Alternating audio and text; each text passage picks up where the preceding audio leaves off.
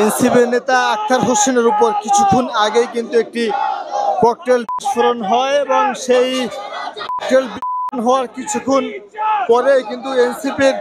নেতাকর্মী যারা রয়েছেন তারা কিন্তু তাদের কেন্দ্রীয় কার্যালয় থেকে তারা কিন্তু একটি বিক্ষোভ মিছিল বের করেন এবং সেই বিক্ষোভ মিছিলে কিন্তু আখতার হোসেন সহ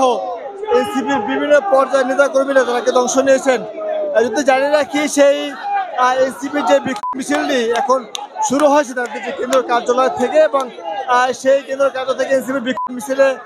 আখতার হোসেনের পাশে ঠিক রয়েছেন সামান্তা শারমিন সহ তাদের বিভিন্ন নেতাকর্মীরা কিন্তু আখতার হোসেনের পাশে রয়েছেন। 10:45 নাগাদ কিন্তু সেই এনসিপির কার্যালয়ের সামনে একটি বিস্ফোরণ হয় এবং ঠিক যেখানেই এনসিপির নেতা আখতার হোসেন দাঁড়িয়েছিল তার ঠিক পাশেই সেই ককটেল বিস্ফোরণ হয়। তবে এনসিপি নেতাকর্মীরা তারা ধারণা করছেন যে আখতার হোসেনকে লক্ষ্য করে এই ককটেল বিস্ফোরণ করা হয়েছে এবং এই আখতার হোসেনের উপর হামলা করে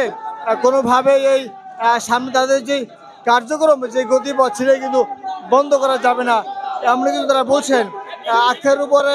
হামলার প্রতিবাদে দেখছেন সেই আখতারের উপরে হামলার প্রতিবাদে এনসিপি নেতাকর্মীরা কিন্তু তাৎক্ষণিক তাদের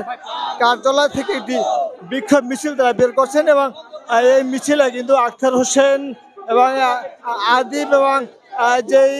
আরো বিভিন্ন পর্যায়ের নেতাকর্মীরা তারা কিন্তু রয়েছেন এখানে। আখতার হোসেনের নেতৃত্বে কিন্তু আজকের এই বিক্ষোভ মিছিলটি এনসিপির কেন্দ্রীয় কার্যালয় থেকে শুরু হয়েছে এবং এনসিপি নেতা আখতার হোসেনের উপর হামলার প্রতিবাদে এনসিপি নেতাকর্মীরা এই মধ্যরাতে কিন্তু তারা তাদের কেন্দ্রীয় কার্যালয়ের সামনে থেকে তারা বিক্ষোভ মিছিল করছেন এবং এই বিক্ষোভ মিছিলে কিন্তু তারা বলছেন যে আখতারের উপর কেন প্রশাসন জবাব চাই। এই রাতে আখতার হোসেন রাস্তায় ঠিক যেখানে দাঁড়িয়েছিল তাদের কার্যালয়ের সামনে ঠিক তার পাশে একটি ককটেল ফোটানো হয় এবং তারা বলছেন যে আখতার হোসেনকে লক্ষ্য করেই এই ককটেলটি নিক্ষেপ করা হয়েছে এবং এনসিপি যে নিবন্ধন পেয়েছে এবং